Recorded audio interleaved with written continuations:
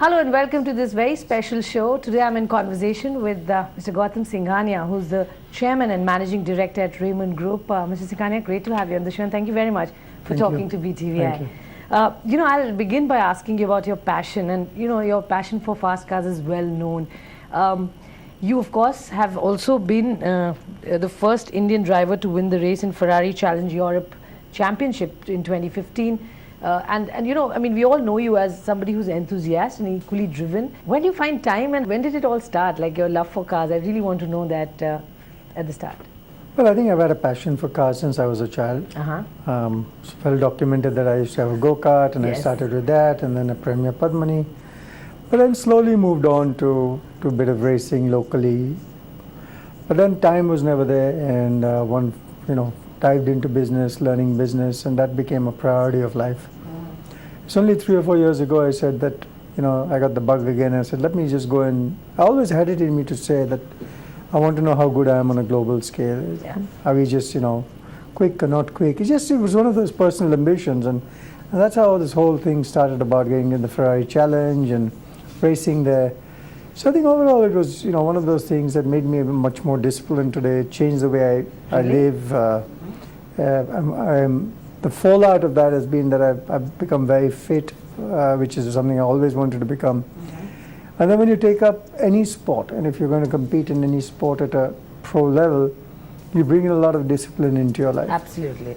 And then that becomes a way of life. And once you learn the way of life of discipline, I think no other way is acceptable, because whilst discipline looks very difficult at one level, but I think if you become disciplined, you get a lot more pleasure out of life. Absolutely. I think that's a big message for people who look at it and want to sort of get big in that area. But tell me, did it never occur to you to convert your passion into business, to do something related to cars as part of... No, I think, never mix up emotion in business, passions in business, unless there's a business model in it. Sure.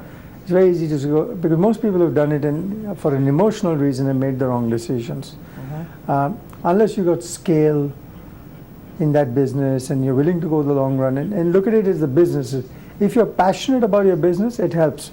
But don't make your passion into your business. Be passionate about your business. Slightly different. Slightly different. So it never really came... there's been temptations. I wanted to get into adventure tourism, and I was looking at buying a company. We looked at getting into aviation, and whilst you did all the homework, you then said, it's not making sense. It makes a lot of sense, but what happens is that we don't plan that if it goes wrong, what happens.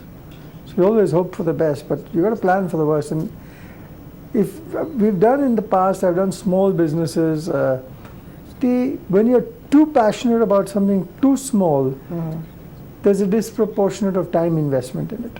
True. And if you're so passionate, then you want to make it work, but then it takes so much time, and the time-reward ratio is too low. Fair enough. That's a fair point taken. Now, coming back to your business and the core of Raymond Group, there's lots that has happened. We've seen it over the years, especially when you took on in 2000. It's been 16 good years. Lots of changes, restructuring, and so on that one has seen. Seeing all of that, where do you see, and what's really the goal of Raymond Group now? Having yourself entered into multiple, traditionally it was just the fabric or linen fabric company, but it got into more businesses and verticals and so on. Where do you see Raymond Group? What's the ultimate goal for Raymond Group from your perspective? Well, if you looked at it in 2000, we were not just a fabric company. We were a company that makes cement, steel, filament, and stuff like that. So we got rid of all of that, and we came back to... We're talking post 2000, so we came back to the core of knitting. I think Raymond in the decades has evolved. I think we were first, if you go back historically, we made fundamentally woolen fabrics. Then we did poly-wool fabrics, which expanded the size. Then we did polyester viscose fabrics, which is a different market. Now we're doing a lot of cotton fabrics. We're doing linen fabrics. I'm not preempting your question, but we just launched the Khadi initiative. Yes. I think Khadi can become very big for us, and it's something Make in India, Prime Minister's vision. It can become something really big, and we can talk about that separately, because I'm sure you want to talk about it. But I think the only thing that's constant is change. You've got to keep evolving yourself. Our brands have become bigger. We've got Park Avenue Parks, Color Plus, now Raymond Apparel. So apparel brands have become stronger. FMCG is becoming stronger. So you keep evolving with the environment.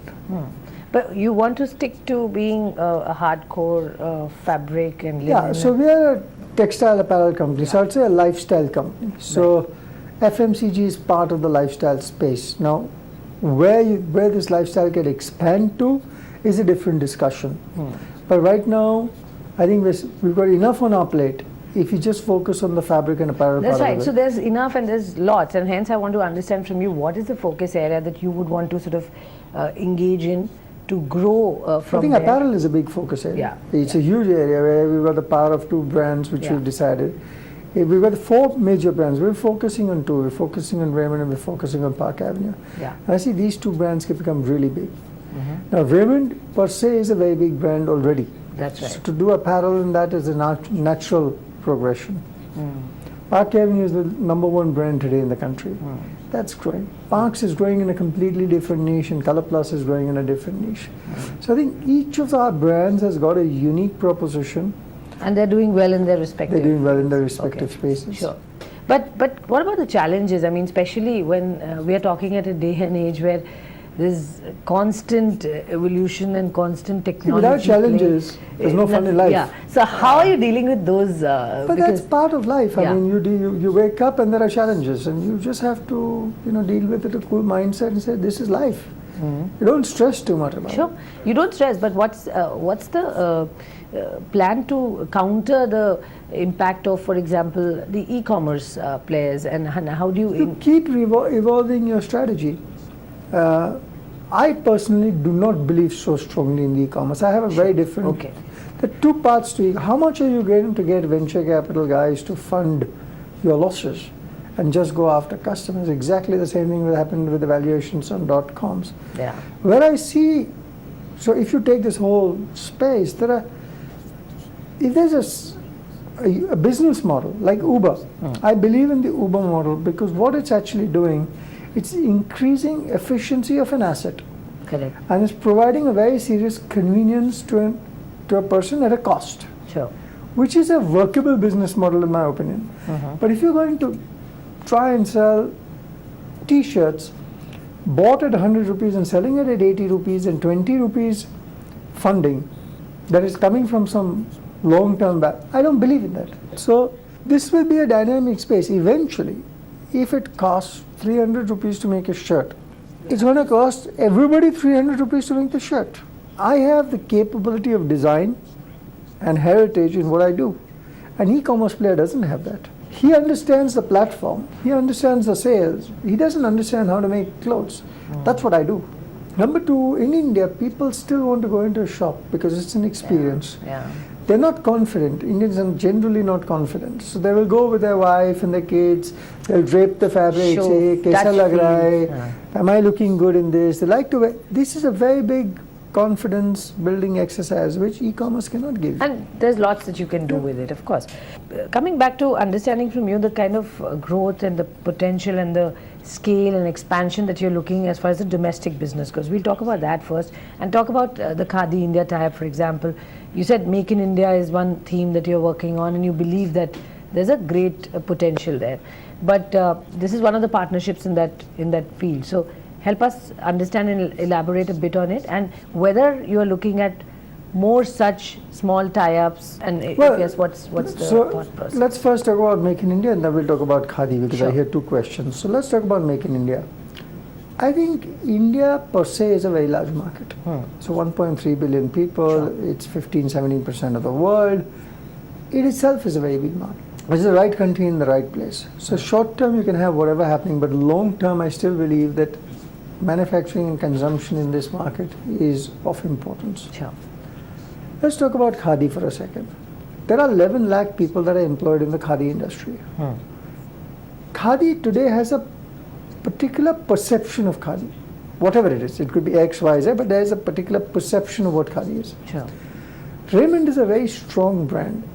And what this association with KVIC and us has done is it's going to uplift, we're going to try to uplift Khadi from a common fabric to a fashion fabric.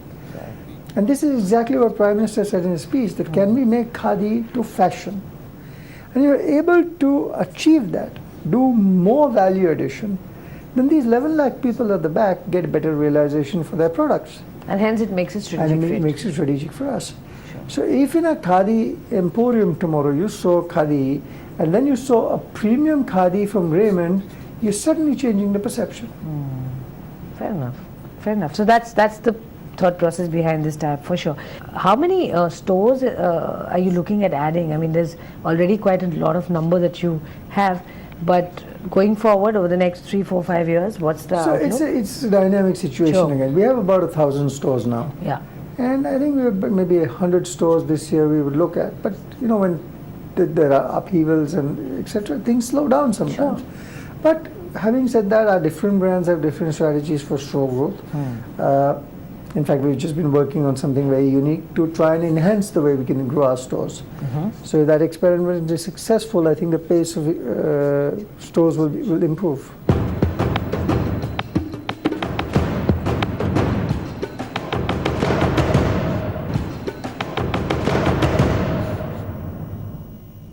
On export, I wanted to ask you, because you had a plant in Ethiopia which gave you some bit of advantage on the access to US and European markets. What's it looking like, and what's your overall strategy in export, knowing that there's a lot of global volatility? And I know you like challenges, there's interesting times See, there. Ethiopia, because let's understand Ethiopia. The perception of Ethiopia today is that it is that famine from 26 years ago. Yeah. Today, Ethiopia is the headquarters for the UN. It's a least developed country status. It has duty-free access to Europe and America, and it'll continue to have that. It's a country on the rise. Number two, it's a gateway to Africa. Number three, what are we doing? We're putting part of our risk there. If American companies and European companies can get better cost products, we are mitigating our risk. I'm investing in Ethiopia and I'm investing in India. It's not that I'm not investing in India. Yeah. So it's like de-risking yourself from But other ways. if I don't do it in Ethiopia, somebody else will. And I will not only lose the customer from myself to Ethiopia, I'll lose him from India as well. But today my same consumer is buying from Ethiopia and from India. So he's buying two products from me, one from here and one from there. So that's about that particular market. But you have more plans on exports in a big way. This Ethiopia is an area that we've chosen just now. Yes. We're in the process of putting up the factory. It's not commissioned yet. Right. So I think that's a big opportunity. But you intend to do it soon enough, or you've delayed it because of a lot of uncertainty? Because of a lot of uncertainties, it's been delayed a bit because they were supposed to build the shed and hand it over to us in August. That got delayed for some reason. Sure. So the handover is happening in the next 10, 15 days, I think so. Once that happens, then we can then move in and. But our training center is up and running there. Sure. How about the Asian markets, and any plans to sort of expand there? Dubai, I think you've been looking at. That's Middle East. Which is Middle East. Middle East, we've got a good strategy. I think we have 60 or 70 stores there now. But again, Middle East is slightly quiet because of the volatility in oil prices.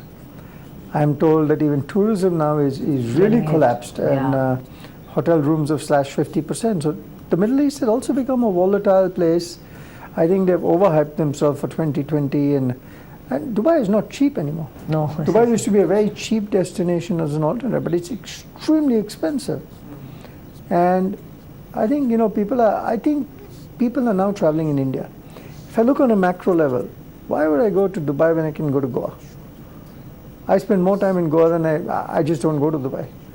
I think with the way the aviation sector has improved in this country and connected this country around, if I go to Goa today, I see more Indian tourists than foreign tourists. That's true, yeah. Because people have started to travel a lot more than. And that's because the infrastructure has come up. Yeah.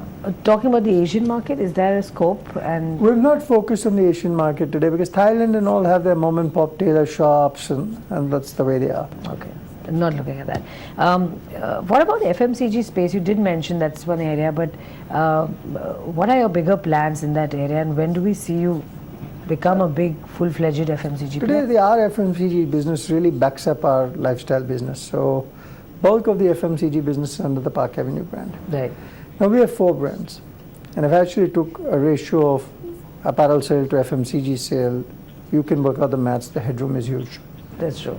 If I do 1:1 FMCG Park Avenue to Raymond, Park Avenue to Park Avenue, it's a big market. Now if you say if I'm going to do 1:1 to Raymond brand, you can imagine the headroom. Plus we got Color plus we got Parks, plus we have our own old brands like Tiara and Premium, etc. So Sure. we put together a very good team there now, and I think we'll start seeing some results for that. Sure. Any timelines that you've set out when we'll see things roll out? We'll start seeing it now. So because we have it's game is on. Okay. We also heard you talk to Patanjali for their entry into the textile business or garments business. Are the talks on? What stage and progress have you made? Well, all I can say is I've met Baba Ramdev, and I think he's got a vision on what he wants to do. He's a Swadeshi company, we are a Swadeshi company. And now with Khadi, with Khadi, so it's partnership for growth. Obviously, if he wants to get into a space we understand, I'm sure we'll find some synergies. So talks have progressed. Is there any? I think it's too confidential to talk about. Okay. I want to also understand from you on the manufacturing plants that you have right now in India. With the demand-supply ratio and streamlining, how is it looking? Are you looking to expand or you want to curtail? Right now we have capped our capacities because I think we've got enough capacity to meet the demand. And also I want to make our company asset-light model. So outsourcing opportunities are becoming easier today. So whilst we want to control the manufacturing where the technology is controlled. But not everything sells high-end. As you expand your business, you start going a little more, below the pyramid, and therefore you need more basic products for that. Sure. Which outsourcing becomes much easier. So currently, we're just increasing the efficiency in our manufacturing and utilizing the capacity. I want to understand from you the plans in the non-core business. You have quite a few. There's auto component business, there's aviation. And so on. Well, like I've done in the past, we had non-core businesses which we sold. Sure. As and when there's an opportunity, we'll always look at divestment. Okay. I have no issue with that. But today they're doing very well for us, and I don't see any reason. Right. But according to you, if at all you're looking to sort of offload stake in some of the businesses that are not making sense at this point? We'll do whatever creates value for the shareholder. Sure. That's a very clear mandate in the company. Today those businesses are, every business is for sale at a price. Correct. We're in the business of making money. But are you looking to raise some money through some sale this year? Is there some? Like I said, it's an ongoing process. Okay. It's nothing. Sure. Demonetization. Eventually, again, it is about creating shareholder value. We'll do what's the best to create shareholder value. Sure. On a philosophical level, if the company does well with the land, I do well because I'm the largest shareholder. So at the end of the day, it benefits me. And it's a win-win. So it's a win-win for everybody. Sure. So we have to do whatever is best for the company. And you are doing that. Fair enough. Tell me, demonetization, there's so much being talked, there's 1 month that we complete on it, the kind of problems people have faced or the landmark achievement by the government to curb black money. What's your own understanding and your assessment of this move by the government? Do you think it's a good step in that direction, or the way it was handled is correct? And see, I'm not an expert to comment on this, and I'm not even a banker, so I don't even understand this. Sure. But as a corporate India. But I think the Prime Minister's intentions are very good. He obviously knows what he's doing. And to get black money, fake money, terrorism money out of the system is obviously very good. It's going to take time and there's going to be pain. And eventually, we never look at short term, we look at long term.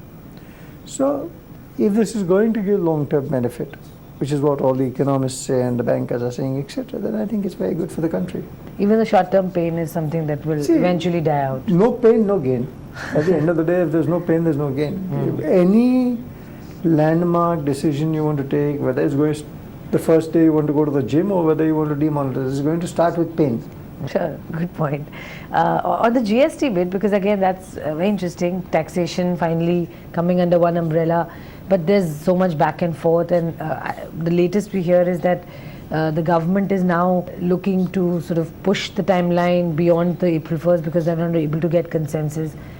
Your views on the GST finally coming through, and you're hopeful of the April 1st timeline? Well, one is hearing exactly what you're saying, that it's the timeline might get pushed forward 3-4 months. I don't know what the exact date is. But yeah, again, philosophically and principally the right thing to do, to bring all the taxation together. Now, it depends which business falls in which slab.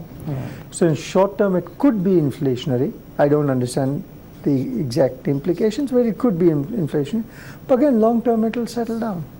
But this has to happen, and it will, the whole talk about the cess that's been added now beyond, over and above the taxation that we're talking, and that is again going to be very high. Luxury cars, for example. It is what it is. It is a new playing field, and I think water will find its own level. I must compliment the Prime Minister that he's taking some very tough decisions, and because he's got full majority, he can do it. But somebody's got to do it. And if you're going to, we should never look at 3 months and 6 months out. In fact, with this whole demonetization and what's happening in the market, there is a bit of negativity, but I'm actually looking at it positively, because I believe every tough period makes the tougher and the weaker fall by the wayside. So for me, this is a great opportunity. And you see it as a positive step. But you know, a lot of people argue that not much has changed on ground, and it's not about 6 months or 1 year. It's been good 2.5, 3 years now, closing around that. For this government to have come in and talked about FDI liberalization and so on, the investor sentiment is still weak. The demand pattern has not changed a lot. In fact, the consumption has gone down. Let's look at other economies in the world. How many are doing better than us? How many? But we always have been the bright spot, and everybody sort of bet big. We are consumption-led story and so on. Sure, things take time. Things take a lot of time. I mean, to get GST through is not a small thing. I mean, no other government has been able to get it through. So to get GST is a big thing out of the way. Let's a lot of people look at it negatively. Let's be positive. Globally, tell me, look at what's happening in Europe. It's a disaster. Look what's happening in America. I mean, what, 0.5%, 1% growth? We're talking about 7.5% in our country. Even China is slowing down. Look what's happening in the Middle East. We know what's happening in Japan. Look, UK. Look everywhere. So what are we talking about? I think we are far better off than most countries in the world. But what's your own assessment of the rural demand coming back? Because everybody thought the monsoon was good. There's more money in the hands of people with the 7th pay commission getting cleared. But we've not seen that happen even this festive season, which has gone by. This is before demonetization that we spoke. The demand, somewhere people are still apprehensive on spending. I don't see that in my business. I've been very strong on demand, urban and rural. We're chugging along with a high growth rate. Obviously, demonetization has had its effect, but I didn't see any issue with that. Do you think people are spending and there's not absolutely. much of a change in that sense? All right. Just final comments before I wrap up on where do you see the profitability of the company? Because a lot of analysts still argue that there's a lot that they expect from Raymond on being more focused, being more aggressive. They've not seen that bit so we've far. taken a lot of decisions in the last 24 months. Sure. On the governance side, people's side, etc. I know, manpower rationalization, that's everything. And I think you'll start seeing the results now, because quarter on quarter, I think last 6 quarters, quarter on quarter, we were better. So you'll start seeing the results. We have a 2020 vision, 2020 business plan, and I think we're on the right track. So what is the 2020 plan? What does it say? It might take me a day for you to explain to you. No, if you can sum it up for somebody who's there are numbers out there, what we want to do with the business. It's fully detailed outline, and I think we're on track to deliver. 20% profitability, is that something you think I can't you'll give, be able because to different achieve? businesses have different numbers. Sure. But as a group, you think you'll be As a able to group, get we'll do well. by? But like I said, 2020 we have a business plan, Sure. which is an aggressive business plan. All right. Okay, and also please understand it's a confidential business Of plan. course. So I don't want to discuss it with the media, but I think we're on the right track. All right. Mrs. Singhania, good to speak to you. Thank you very much, and all the best with your new plan. Thank you.